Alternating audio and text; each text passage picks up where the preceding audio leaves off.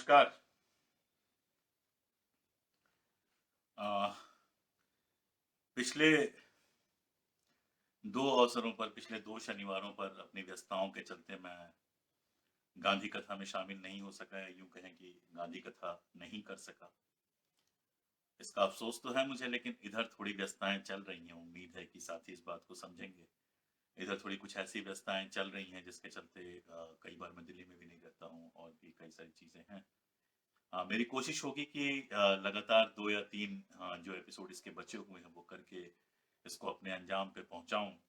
लेकिन अगर इसके बीच में डिस्टर्बेंस होता है या मैं नहीं रह पाता हूँ, तो अंग्रेज़ी में कहते हैं कि please bear it with me. मेरी जो परेशानियाँ हैं उसमें साथ दीजिए मेरा। और 1 सेकंड मुझे दीजिए, 1 सेकंड।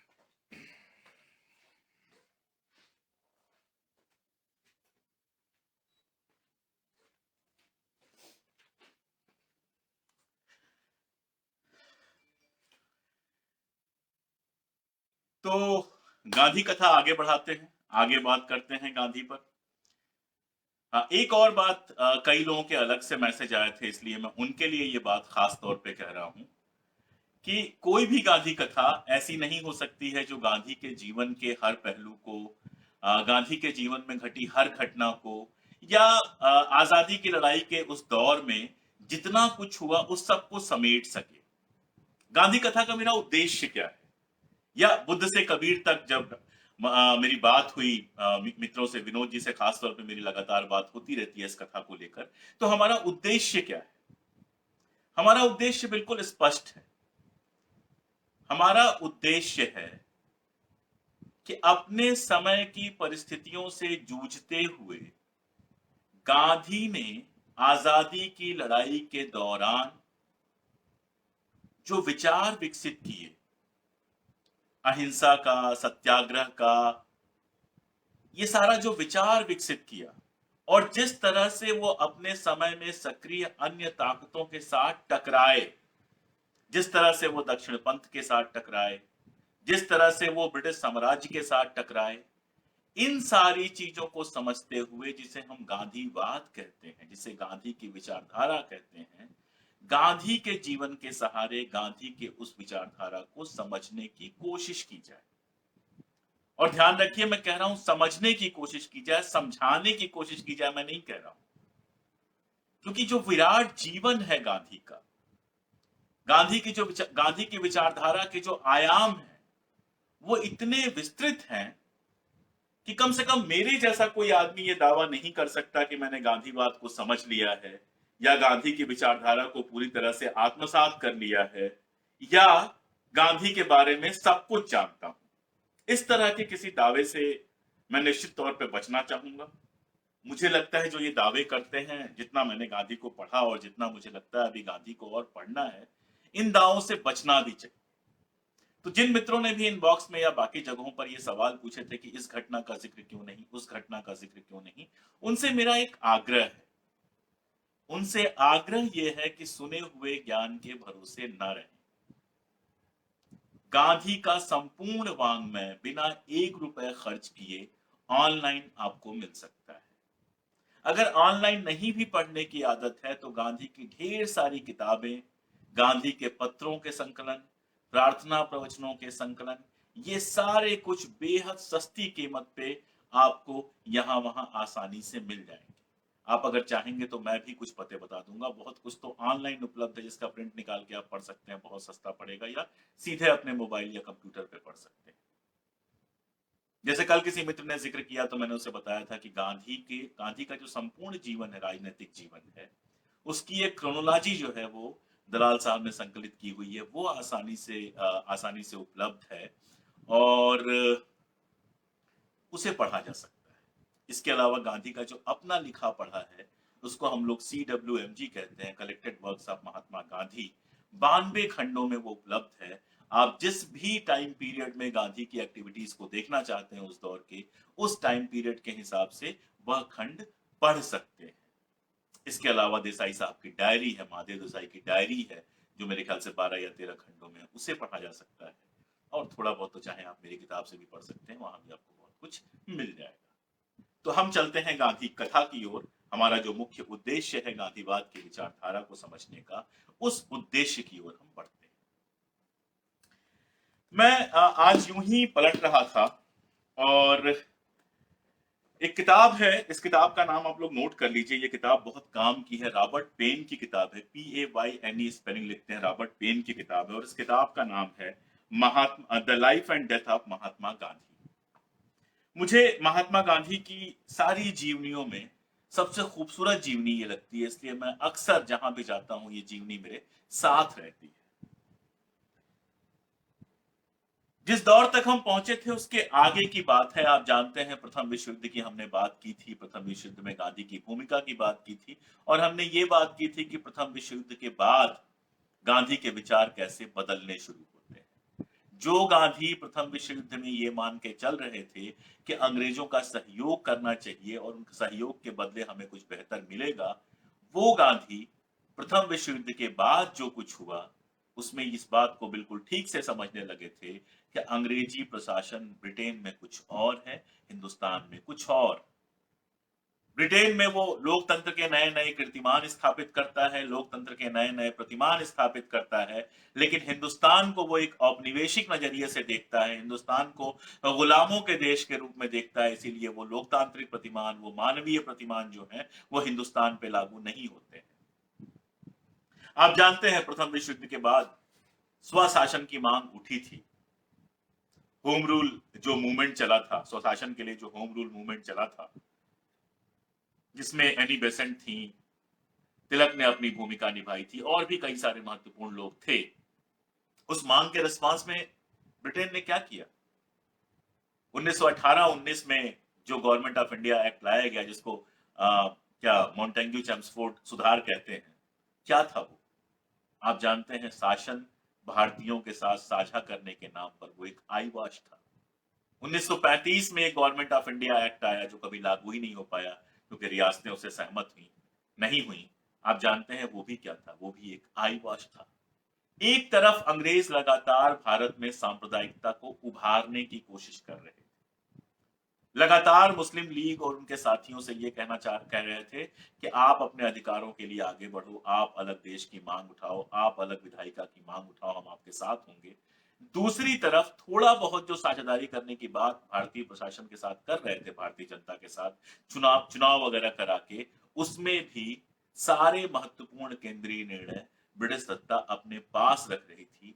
यह अधिकार तक अपने पास रख रही थी कि अगर कोई मंत्रिमंडल उसे लगता है कि संवैधानिक प्रावधानों से नहीं चल रहा है तो उसे जब चाहे तब बर्खास्त कर सकती है। गांधी इन सारी चीजों को, गांधी एक बड़े सधे हुए वकील थे, इन सारी चीजों को बहुत कायदे से समझ रहे थे और इसीलिए शाब्दिक बाजीगरियां जो आ रही थी, देखिए, कई बार ठग के साथ बात करते समय ठग की भाषा जानना बहुत जरूरी होता है।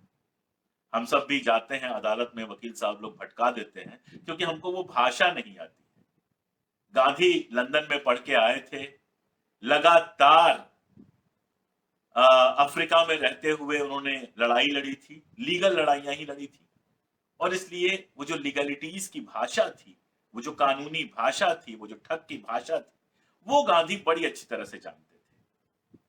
इसलिए जब नए नए प्रस्ताव लेके अंग्रेज आते थे तो गांधी उनको पढ़कर बड़े आसानी से समझ जाते थे कि ये सारा तमाशा सिर्फ भटकाने के लिए है। अंग्रेज ना तो सत्ता में किसी तरह की भागीदारी देना चाहते हैं, ना यहां किसी तरह का लोकतंत्र स्थापित करना चाहते हैं और ना ही स्वशासन की किसी मांग को लेकर वो गंभीर है। और आप जानते हैं कि रॉलेट एक्ट वगैरह का जब उन्होंने विरोध किया है तो 1930 के दशक में उनको पहली बार ढंग से गिरफ्तार किया गया, मतलब लंबी गिरफ्तारी हुई और पुणे के येरवडा जेल में उन्हें डाला गया। आज उसी येरवडा जेल के मैं कुछ किस्से सुनाने की कोशिश करूंगा, कुछ और एनेक्डोट सुनाने की कोशिश करूंगा, जिससे गांधी के बारे में कुछ सारी चीजें, खासतौर पर जो अनशन वाला मामला गांधी का था, ये सवाल जो बार बार पूछा जाता है कि इस समय अनशन पे क्यों नहीं बैठे, उस समय अनशन पे क्यों बैठे, मैं कोशिश करूंगा कि उस पर थोड़ी बात की जाए। वैसे एक और मजेदार बात याद आ गई तो वो भी मैं शेयर कर देता हूं कि गांधी जब येरवडा जेल में थे, पुणे की येरवडा जेल में थे, तो उसी जेल में एक और महत्वपूर्ण व्यक्ति थे। आप सब उनको विनायक दामोदर सावरकर के नाम से जानते हैं। ये एक मजेदार संयोग है कि गांधी जब अफ्रीका से चले, जिस साल चले, उसी 1914 में पहली बार विनायक दामोदर सावरकर ने माफी मांगते हुए अंग्रेज सरकार से यह पत्र लिखा कि अगर उन्हें माफ कर दिया जाए तो वो हमेशा अंग्रेज सरकार के हितैषी बनकर, उनके भवदीय बनकर रहेंगे। उसी साल गांधी वापस आए और गांधी जब जेल में गए तो उसी साल सावरकर को अंडमान से लाकर यरवड़ा की जेल में रखा गया। एक सवाल अक्सर पूछा जाता है, खासतौर पर राइट विंग ये सवाल हमेशा पूछता रहता है कि सावरकर को तो इतनी मुश्किल जेल मिली थी, गांधी को मुश्किल जेल क्यों नहीं मिली थी? सवाल बहुत सीधा सा है। आप जो रास्ता अपनाते हैं, परिणाम भी उसी के हिसाब से आते हैं। गांधी ने कौन सा रास्ता अपनाया? गांधी ने अहिंसा का रास्ता अपनाया। इसलिए गांधी के जिम्मे क्या आया? गांधी के जिम्मे आमरण अनशन आए, गांधी के जिम्मे कठोर मेहनत आई, पूरे देश की यात्रा आई, गांधी के जिम्मे आंदोलनों को लीड करने की जिम्मेदारी आई, गांधी के जिम्मे इस देश को आजाद कराने के मूवमेंट को लीड करने की जिम्मेदारी आई। सावरकर ने कौन सा रास्ता चुना था? सावरकर ने हिंसा और षड्यंत्र का रास्ता चुना था, और किसी दबाव में नहीं चुना था, अपने मन से चुना था। तो जब आप हिंसा और षड्यंत्र का रास्ता चुनते हैं तो आपको यह पता होता है कि इसके बदले फांसी भी हो सकती है, आजीवन कारावास भी हो सकता है। आप बच्चे तो नहीं है, आपने अपना रास्ता खुद चुना है। तो ऐसे में अगर वो रास्ता आपने चुना है और वो परिणाम आपके सामने आता है, तो उस परिणाम को भुगतने से कोई डर क्यों होना चाहिए? जब लोग ये तर्क देते हैं कि इतनी तकलीफ थी वहां पे कि माफी ना मांगते तो क्या करते, तो वो ये भूल जाते हैं दरअसल वो अपमान कर रहे होते हैं उन सैकड़ों दूसरे लोगों की जो अंडमान की जेलों में गए और कष्ट सहा। अपमान तो वो उस भगत सिंह का भी कर रहे होते हैं जिसने हिंसा का रास्ता अपनाया, और जब उसे फांसी की सजा मिली तो कोई याचिका करने की जगह सर उठाकर उसका सामना किया। उसके भी गांधी से जो रिश्ते हैं उस पर भी बात करूंगा। किसी ने सवाल पूछा है, उसका जवाब देता चलो। किसी ने सवाल पूछा है कि लोग कहते हैं सावरकर ने कोई याचिका नहीं की। कौन से लोग कहते हैं मुझे नहीं पता भाई। सावरकर के जो भक्त से भक्त लोग हैं जिन्होंने जीवनियां लिखी हैं, उनकी जीवनियां भी अगर आप पढ़ेंगे तो उसमें उन याचिकाओं का जिक्र आता है। और एक याचिका नहीं की थी, कई याचिकाएं की थी, जिसके फलस्वरूप अंग्रेजों ने उन्हें माफ किया था। तो खैर, यरवड़ा जेल में गांधी थे, यरवड़ा जेल में पटेल भी थे, और भी कई कांग्रेस के महत्वपूर्ण नेता थे। दो घटनाओं पे बात कर लें। एक घटना ये थी, मैं एक सेकंड मुझे दे, मैं वो निकाल लूं ताकि सही चीजें मिस ना हो। एक सेकंड बस निकाल लें।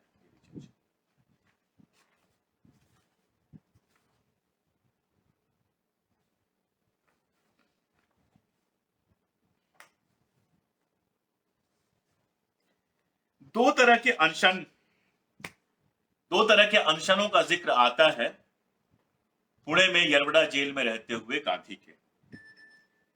पहला अनशन तब हुआ जब गांधी के एक साथी थे अप्पा साहब पटवर्धन। अप्पा साहब पटवर्धन वही थे जिनके ऊपर बाद में गोडसे का जो साथी था मदन लाल पाहवा, उसने हमला किया था जब वो शांति की अपील कर रहे थे अहमदनगर में। तो खैर, अप्पा साहब जो थे वो जेल में थे गांधी के साथ, और अप्पा साहब ने जेल में अपने लिए मांग की कि उन्हें भंगी का काम दिया जाए, यानी नालियां और टॉयलेट जो थे उन्हें साफ करने का काम दिया जाए। जेल अधिकारियों ने कहा कि आप राजनेता हैं, आप बड़े नेता हैं, आपको हम ऐसा काम कैसे दे सकते हैं। अप्पा साहब ने जिद की, गांधी से बात की, गांधी ने कहा तुम्हारी जिद बिल्कुल सही है। और अप्पा साहब की जिद जब नहीं मानी गई तो वो आमरण अनशन पे बैठ गए। जब वो आमरण अनशन पे बैठे तो उसके थोड़े दिनों बाद 2 दिनों के लिए गांधी खुद आमरण अनशन पर बैठ गए। अंततः यह मांग मांगी गई और अप्पा साहब जो हैं उन्होंने भंगी का जो काम था वो लिया। इसी जेल में एक और घटना घटी। एक साथी, गांधी के ही एक साथी जो जेल में थे, उनकी पुलिस ने पिटाई की, जेल के अंदर किसी बात के लिए पिटाई हुई, और उसके खिलाफ बहुत सारे लोग अनशन पे बैठ गए जो उनके साथी थे। जब गांधी के पास ये बात आई तो गांधी ने बहुत साफ तरीके से कहा कि नहीं, यह अनशन अनुचित है। अब यह अनशन के अनुचित और उचित होने का क्या अर्थ है, ये मैं समझाना चाहता हूं यरवडा के अनुभव से, जिससे हमें यह समझ में आएगा कि गांधी ने अनशन करने के लिए जो मुद्दे चुने और जो मुद्दे नहीं चुने उसका कारण क्या था। एक बात तो बहुत साफ समझ लेनी चाहिए कि गांधी के लिए अनशन जो था वो एक नैतिक हथियार था, एक मोरल, एक नैतिक हथियार था, वो जिद नहीं थी। गांधी के लिए अनशन का अर्थ ये नहीं था कि अनुचित मांग के लिए या किसी भी मांग के लिए आप जिद पे बैठ जाए। गांधी खुद एक उदाहरण देते हैं। वो कहते हैं अनशन कौन सा उचित होगा। अगर एक पिता शराबी है और उसका बेटा अनशन पर बैठ जाता और कहता है कि जब तक आप शराब नहीं छोड़ेंगे तब तक मैं अनशन पर रहूंगा, आमरण अनशन पे रहूंगा, तो गांधी कहते हैं ये एक नैतिक तरीका है। इसी क्रम में गांधी बताते हैं कि अनशन हमेशा उनके खिलाफ किया जाता है जिनसे आप प्रेम करते हैं। अब उन दो घटनाओं के अंतर को गांधी कैसे समझाते हैं? गांधी इन दो घटनाओं के अंतर को समझाने के लिए बड़ी आसान सी बात करते हैं। वो कहते हैं कि जब हमने सत्याग्रह किया, जब हमने कानून तोड़े, और आप जानते हैं कि गांधी खुद जेल में कैसे आए थे, उन्होंने सारे के सारे जो उनके ऊपर आरोप लगाए गए थे उसको स्वीकार कर लिया था, उसके खिलाफ कोई तर्क भी नहीं दिया। तो गांधी कहते हैं कि जब हमने आंदोलन किया, सत्याग्रह किया, ब्रिटिश सत्ता के खिलाफ हम सब खड़े हुए, तो हम इस बात को जानते हुए खड़े हुए थे कि ब्रिटिश शासन की निगाह में हम अपराध कर रहे हैं। और जब हम ये जानते हुए खड़े हुए थे कि हम अपराध कर रहे हैं, तो इसकी कठोर से कठोर सजा भुगतने के लिए हमें नैतिक रूप से तैयार होना चाहिए। इसीलिए जेल के अंदर अगर हमसे अधिक काम करने को कहा गया और हमने उसकी मुखालिफत की और उस मुखालिफत के लिए हमें लाठी से मारा गया, तो अनशन करने का कोई नैतिक अधिकार हमें नहीं है, क्योंकि वो अनशन दरअसल सजा को कम कराने के लिए। वहीं दूसरी तरफ अप्पा साहब ने जो अनशन किया वो किस लिए किया? सत्याग्रह का जो कार्य वो बाहर कर रहे थे, उसी सत्याग्रह के कार्य को जारी रखने के लिए किया, और उस कार्य से किसी का कोई नुकसान नहीं पहुंच रहा था, कोई कानून नहीं टूट रहा था, बल्कि ये भरोसा मजबूत हो रहा था कि एक कांग्रेसी जहां भी होता है वहां सेवा का काम करता है। इसलिए अप्पा साहब का अनशन उनके लिए उचित था। तो एक तो नैतिक और दूसरा उनके खिलाफ जिनसे आप प्रेम करते हैं। अप्पा साहब किसी के खिलाफ नहीं कर रहे थे। अप्पा साहब दूसरे किसी कैदी की जगह खुद भंगी के रूप में काम करने के लिए आगे आए थे। अप्पा साहब का यह कहना था कि कैद के अंदर भी जो लोग जेल में बंद हैं, उनमें सिर्फ जाति के आधार पर कुछ लोग, चूंकि उनकी जातियों के लिए आपने ये काम तय कर दिया है कि वो सफाई का काम करेंगे, तो उनसे अतिरिक्त काम लेना उनके साथ अत्याचार है। इसलिए उनसे अतिरिक्त काम हम नहीं लेंगे, मैं खुद भंगी का काम, सफाई का काम करूंगा। यह अपने लोगों के स्नेह में किया गया अनशन था, अपने लोगों के प्रेम में किया गया अनशन था। जबकि जब मार पिटाई के खिलाफ आप अनशन कर रहे हैं तो अंग्रेजों के खिलाफ अनशन कर रहे हैं, और वो अनशन जो था वो दुश्मनों के खिलाफ था, अंग्रेज आपके मित्र नहीं हो सकते थे। गांधी के जो अनशन है उनकी एक सूची मैं आपके सामने पढ़ दूंगा, जिससे ये बात बहुत स्पष्ट साबित हो। इसीलिए अगर कट तो सीधे 1948 हम चले जाएं, जब गांधी दिल्ली में अनशन पे बैठे थे और उनके ऊपर कहा जाता है कि उन्होंने यहां अनशन क्यों नहीं किया, वहां अनशन क्यों नहीं किया, विभाजन होने पे अनशन क्यों नहीं किया, वगैरह वगैरह, तो ये बात समझ में आती है कि गांधी बहुत साफ साफ देख पा रहे थे कि विभाजन के लिए, जब मैं विभाजन पे बात करूंगा तो और विस्तार में बात करूंगा, गांधी ये बहुत साफ साफ देख पा रहे थे कि देश का एक बड़ा हिस्सा विभाजन के लिए तैयार हो चुका है, और वो हिस्सा गांधी को अपना मित्र नहीं मानता, इसलिए उसके समक्ष अनशन करने की कोई आवश्यकता नहीं थी। और ईमानदारी की बात है, आप सोच के देखिए कि जो जिन्ना किसी भी तरह से तैयार नहीं थे विभाजन टालने के लिए, क्या वो सिर्फ इसलिए मान जाते कि गांधी अनशन पे बैठ जाते? इसके अलावा उन्होंने क्या क्या किया विभाजन को रुकवाने के लिए, उस पर मैं बात करूंगा। लेकिन जब भारत एक देश बन चुका था, एक ऐसा देश जहां पर कांग्रेस का शासन था, वहां जब दंगे हो रहे थे, उन दंगों को रुकवाने का काम, उन दंगों में हस्तक्षेप करने का काम कांग्रेस के शासन का था, जो उनकी अपनी पार्टी थी, जिसमें ऐसे लोग थे जिनसे वो प्रेम करते थे। वहां पर उन्होंने अनशन को चुना और दिल्ली में हिंसा को रुकवाने के लिए अनशन किया। आप याद रखिए, वो नोआखली गए थे, नोआखली में अनशन नहीं किया, नोआखली में अपना भोजन कम कर दिया था उन्होंने, लेकिन अनशन नहीं किया।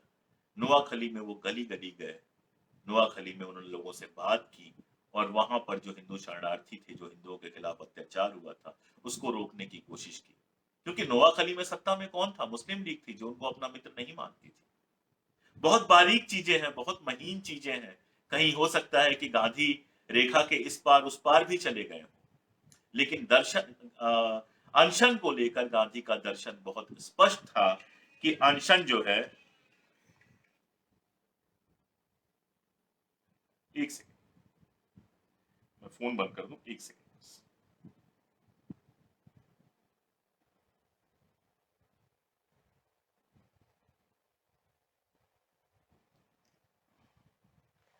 अनशन को लेकर गांधी की थ्योरी बहुत क्लियर थी कि पहली बात तो ये कि वो नैतिक कारणों से किया हुआ था, और दूसरा, हमेशा वो उनके समक्ष किया गांधी ने जिनसे गांधी प्रेम करते थे। एक सेकंड के लिए रुक के अगर हम देख ले कि गांधी ने कब कब अनशन किए, तो ये बात और स्पष्ट हो जाएगी। गांधी का पहला अनशन जानते हैं, 1913 में था।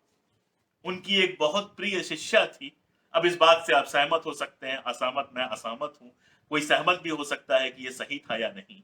उनकी एक शिष्या थी जिसको उन्होंने शिक्षित किया था, ट्रेन किया था, और सेलिबेसी में ब्रह्मचर्य की शिक्षा दी थी। लेकिन उस शिष्या का किसी से प्रेम हो गया था। गांधी को लगा ये उसका अनैतिक ना आचरण है, और गांधी उस शिष्या से बहुत प्रेम करते थे, उस शिष्या को अपनी बिटिया की तरह मानते थे। तो उसके आचरण के लिए, जिसको गांधी सही नहीं मानते थे, गांधी ने पहला अपना अनशन किया था, 7 दिनों का आमरण अनशन किया था। ऐसे ही 1914 में जब वो दक्षिण अफ्रीका में थे, फिनिक्स के फॉर्म में थे,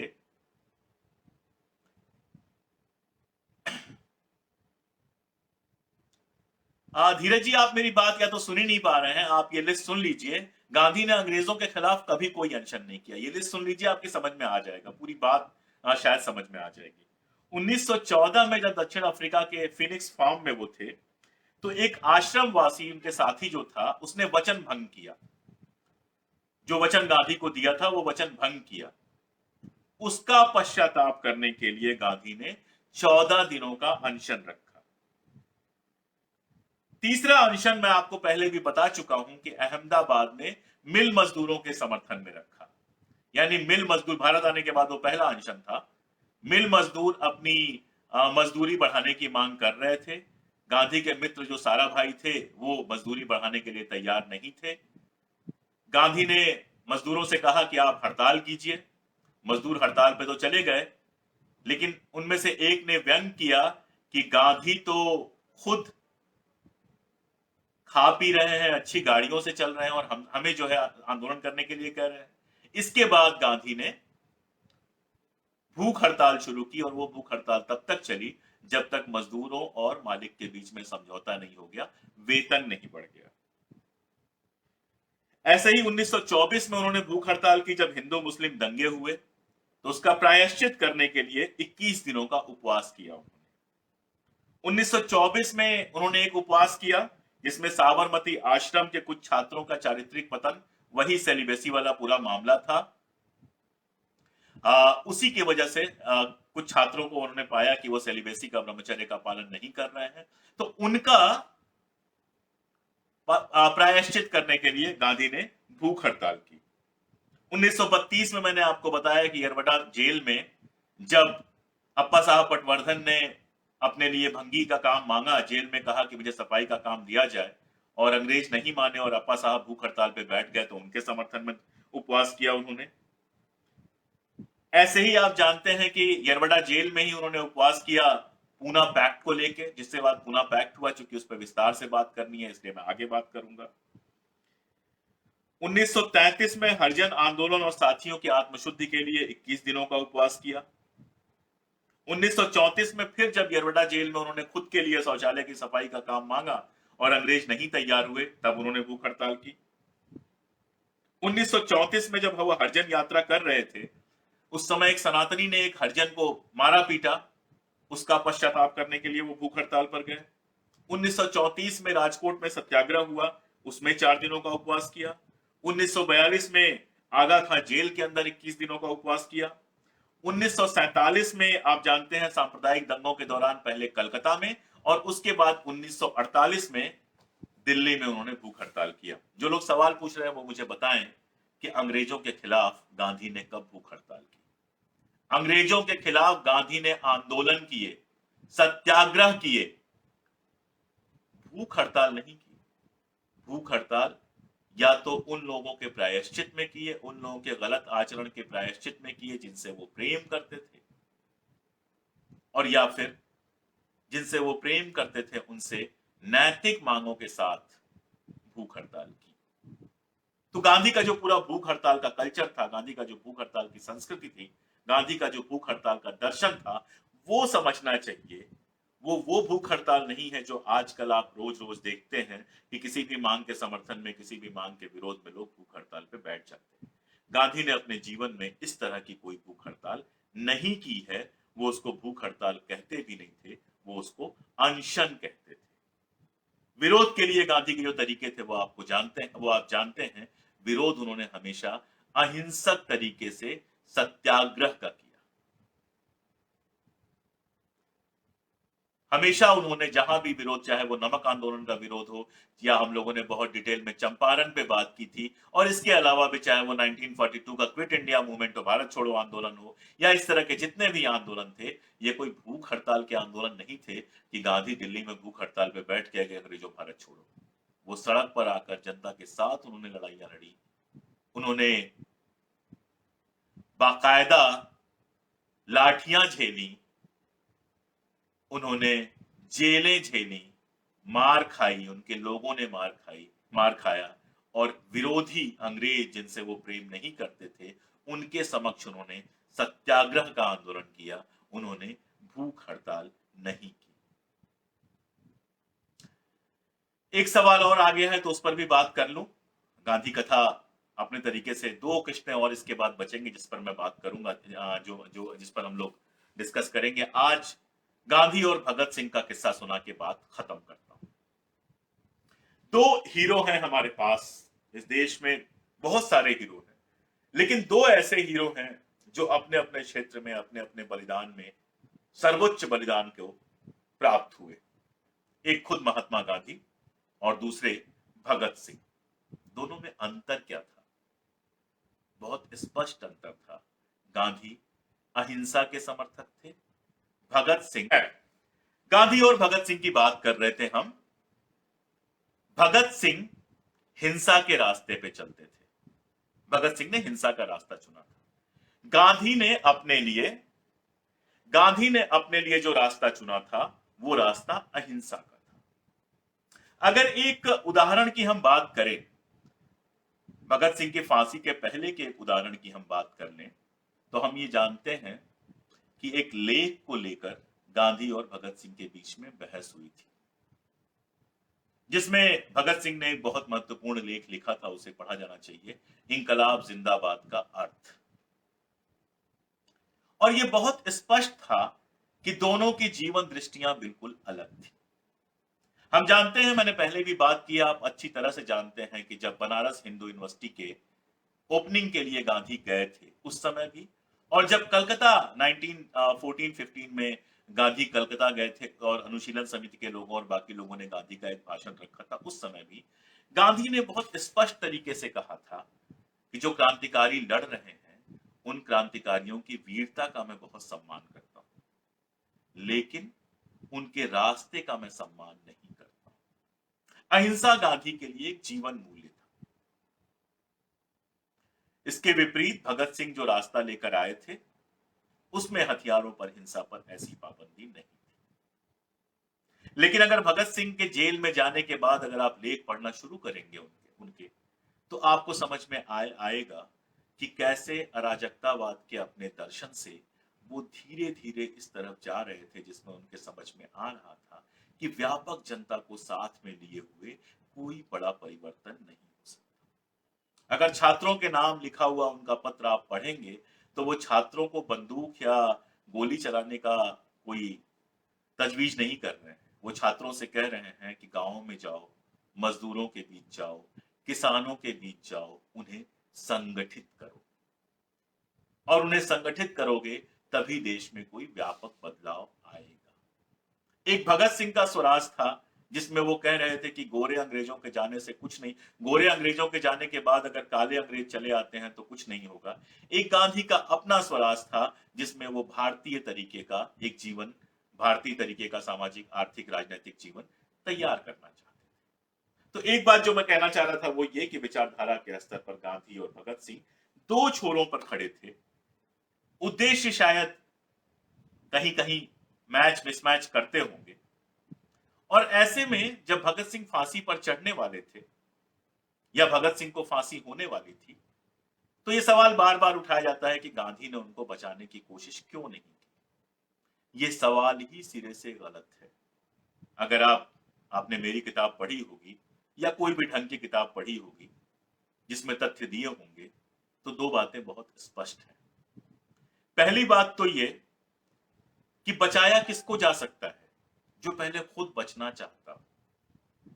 जिन लोगों ने भगत सिंह को पढ़ा है, जिन लोगों ने भगत सिंह के लेख कम से कम पढ़े हैं या पत्र पढ़े हैं, वो जानते हैं कि भगत सिंह के पिता सरदार अजित सिंह ने जब एक पत्र लिखा था भगत सिंह की रिहाई, भगत सिंह की फांसी की सजा को आजीवन कारावास में बदलने के संबंध में, तो भगत सिंह ने पहली बार शायद अपने पिता को एक बेहद कठोर पत्र लिखा था। दरअसल वो जो पूरी योजना थी, फांसी पे चढ़ना उस योजना का हिस्सा थी। भगत सिंह जानते थे कि फांसी पे चढ़ने का मतलब ये है। हो क्या रहा था? क्रांतिकारी आंदोलन को लगातार बदनाम किया जा रहा था, लगातार चोर, गुंडों, उचक्कों का आंदोलन सरकार कहती थी, अराजक आंदोलन कहती थी। तो ये तरीका अपनाया गया कि संसद में बम फेंका जाए और उसके बाद जो कोर्ट है, कोर्ट को एक मंच की तरह इस्तेमाल किया जाए अपनी विचारधारा के प्रसार के लिए, और फिर हंसते हंसते फांसी के फंदे को चूम कर यह बताया जाए कि हम कोई चोर, गुंडे, उचक्के नहीं हैं, बल्कि हम क्रांतिकारी हैं। भगत सिंह को लगता था कि इस प्रेरणा से देश के लाखों, हजारों नौजवान उठ खड़े होंगे और इस देश में एक बड़ा बदलाव आएगा। इसलिए फांसी उस प्लान का हिस्सा थी। इसीलिए आप जानते हैं कि भगत सिंह ने अपने लिए कोई वकील नहीं लिया था। बटुकेश्वर दत्त के लिए वकील थे आसिफ अली साहब। उन्हीं की सहायता से, थोड़ी बहुत उनकी सहायता लेकर भगत सिंह ने अपना बचाव जो करना था वो किया था। लेकिन सच्चाई यह है कि भगत सिंह ने अपना बचाव किया ही नहीं था। उस मंच का उपयोग उन्होंने सिर्फ इसलिए किया कि अपनी विचारधारा को प्रसारित किया जा सके। और ये भी जानते हैं कि भगत सिंह को फांसी क्यों हुई थी, क्योंकि भगत सिंह के अपने जो क्रांतिकारी साथी थे उनमें से दो लोग गद्दार हो गए थे, और उन लोगों ने सैंडर्स हत्याकांड में भगत सिंह के होने के बारे में गवाही दी थी। नंबर एक बात। अब हो क्या सकता था? हो बस ये सकता था कि गांधी अपील करते कि भगत सिंह की फांसी को आजीवन कारावास में बदल दिया जाए, और गांधी ने ये किया था। एक नहीं, कई कई पत्र लिखे थे। आप अगर चाहें तो उनमें से एक पत्र का एक हिस्सा मैं जरूर पढ़ना चाहूंगा।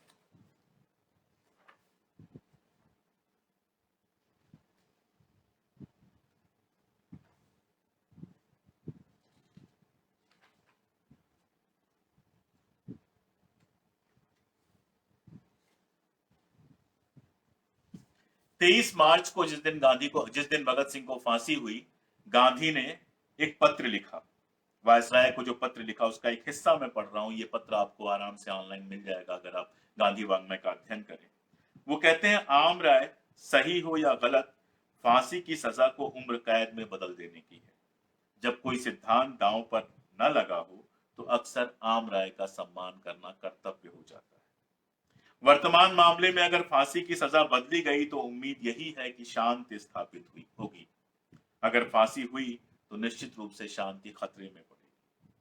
इसे देखते हुए मैं आपको यह सूचित कर रहा हूं कि क्रांतिकारी पार्टी ने मुझे यह आश्वासन दिया है कि अगर इन जिंदगियों को बख्श दिया जाए तो पार्टी हिंसा की राह छोड़ देगी। इसके आगे जो लिखते हैं उसको सुनिए। फांसी एक न बदले जा सकने वाला कृत्य है।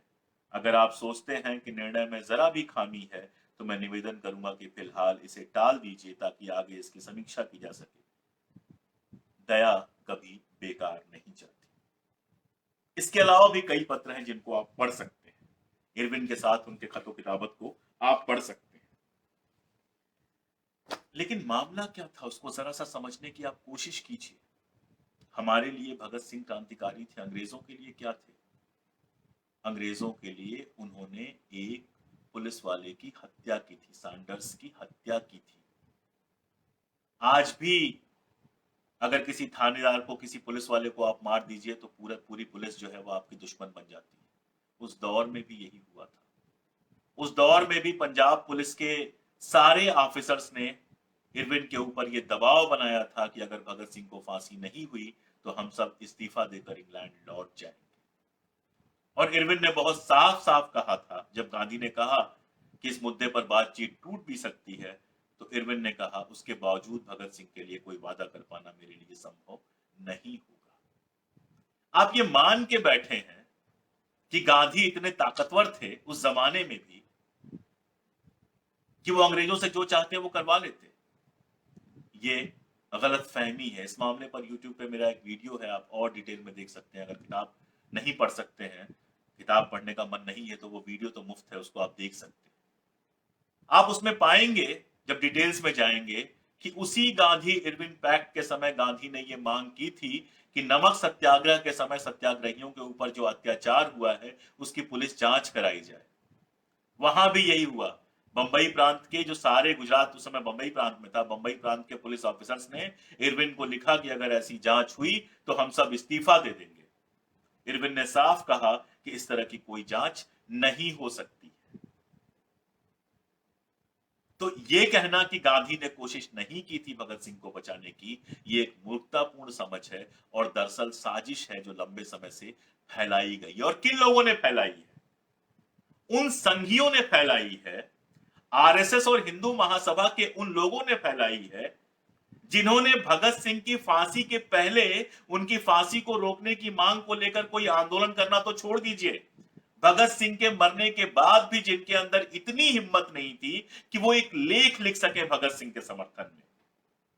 जब भगत सिंह जेल में थे, जवाहरलाल नेहरू मिलने गए, मोतीलाल नेहरू मिलने गए, यहां तक कि जिन्ना ने भी, जब जब सैंडर्स वाला मामला नहीं आया था उसके पहले जिन्ना ने भी यह मांग की कि भगत सिंह को छोड़ दिया जाए। डॉक्टर अंबेडकर ने उनके मरने के बाद श्रद्धांजलि लिखी। दूर दक्षिण में पेरियार ने उनकी श्रद्धांजलि लिखी। देश में शायद ही कोई बड़ा नेता होगा जिसने उनकी श्रद्धांजलि न लिखी हो। लेकिन विनायक दामोदर सावरकर, गोलवरकर, हेडगेवार, मुंजे, श्यामा प्रसाद मुखर्जी, इनमें से किसी का आजादी के पहले भगत सिंह के पक्ष में लिखा हुआ एक वाक्य नहीं मिलता है। जिन लोगों ने गांधी हत्या करने के लिए पूरा षड्यंत्र रच लिया, उन लोगों की इतनी हिम्मत कभी नहीं पड़ी कि भगत सिंह को जब फांसी हो रही थी तो उसके खिलाफ एक जुलूस निकाल पाते, एक संपादकीय लिख पाते। अंग्रेजों के गुलाम, अंग्रेजों के भक्त उस समय चुपचाप बैठकर भगत सिंह को फांसी पर चढ़ते हुए देखते रहे। हम तो ये भी जानते हैं कि भगत सिंह के आंदोलन में शामिल होने के लिए जब आरएसएस के कुछ लोगों ने कहा तो गोलवरकर ने, हेडगेवार ने कैसे उनको रोक दिया। और ये लोग आज गांधी पर सवाल उठाते हैं और हम सुन लेते हैं, हम जवाब देते हैं। क्या इनको हक भी है ये सवाल उठाने का? 1947 से पहले जिन्होंने कभी भगत सिंह की फोटो नहीं लगाई, जिन्होंने कभी भगत सिंह को श्रद्धांजलि देने की हिम्मत नहीं जुटाई, जिन्होंने भगत सिंह के पक्ष में कोई अभियान चलाने की हिम्मत नहीं जुटाई, वो आज भगत सिंह पर गांधी से सवाल पूछते हैं। मैं जानता हूं आज की गांधी कथा की तरह नहीं रही है, थोड़ी उलझी उलझी, थोड़ी फंसी फंसी रही है। लेकिन ये कुछ सवाल थे जो आखिरी मकाम पे जाने से पहले मैं आपसे भी पूछना चाहता था और गांधीवादियों से भी पूछना चाहता था कि गांधी के ऊपर कोई भी आता है, सवाल उठाता है, चला आता है। अभी एक मूर्ख कह रहा था कि करो और मरो जो है वो हिंसा का नारा है, करो या मरो। अरे प्राण देना हिंसा नहीं होती है, प्राण लेना हिंसा होती है। अगर इस नारे में होता करो या मारो तब हिंसा होती। लेकिन वो लोग जो आजादी के पहले ना कुछ कर रहे थे ना मर रहे थे, वो लोग जो आजादी के पहले सिर्फ सांप्रदायिकता फैला रहे थे, वो गांधी से सवाल पूछेंगे। वो लोग जिन्होंने इस देश में सांप्रदायिक ध्रुवीकरण को उस स्तर पर पहुंचा दिया कि विभाजन के अलावा कोई और चारा नहीं रह गया, वो गांधी से सवाल पूछेंगे। वो लोग जिनकी हिम्मत नहीं थी अंग्रेजों के खिलाफ एक शब्द बोलने की, जिन्होंने खाकी पैंट सफेद शर्ट पे बेल्ट लगाई और अंग्रेजों ने कहा नहीं भाई, बेल्ट तो सिर्फ आर्मी के लोग उस जमाने में लगा सकते थे और उन्होंने अपनी बेल्ट उतार के दे दी, वो सवाल पूछेंगे। जिन्होंने अंग्रेजों के पैरों में पड़ के माफी मांगी और कहा कि मुझे अगर रिहा कर दिया गया तो मैं जीवन भर आपका स्वामी भक्त बना रहूंगा, और उस वादे को मरते दम तक निभाया, गांधी हत्या का षड्यंत्र किया, वो गांधी से सवाल पूछेंगे और हम प्यार से जवाब देते रहेंगे उनका। हम खुद में गिल्ट फील करते रहेंगे। उनसे पलट के ये सवाल क्यों नहीं पूछेंगे कि जब सारे देश में करो या मरो का नारा लग रहा था, जब सारे देश में अंग्रेजों भारत छोड़ो का नारा लग रहा था, उस समय सिंध में आप मुस्लिम लीग के साथ सरकार बना रहे थे। जिस समय सिंध में मुस्लिम लीग सरकार ने विभाजन का प्रस्ताव पेश किया और पास कराया, उसके खिलाफ विधानसभा के अंदर या बाहर बोलने की आपकी हिम्मत क्यों नहीं हुई? जिस समय देश अंग्रेजों भारत छोड़ो का नारा लगा रहा था, उस समय आप इतनी खामोशी से बैठे हुए थे, और सिर्फ बैठे नहीं हुए थे, अंग्रेजों का साथ दे रहे थे। द्वितीय विश्व युद्ध में सुभाष चंद्र बोस के खिलाफ अंग्रेजों की सेना में भर्ती करा रहे थे। आज आप सवाल पूछने लायक हो गए।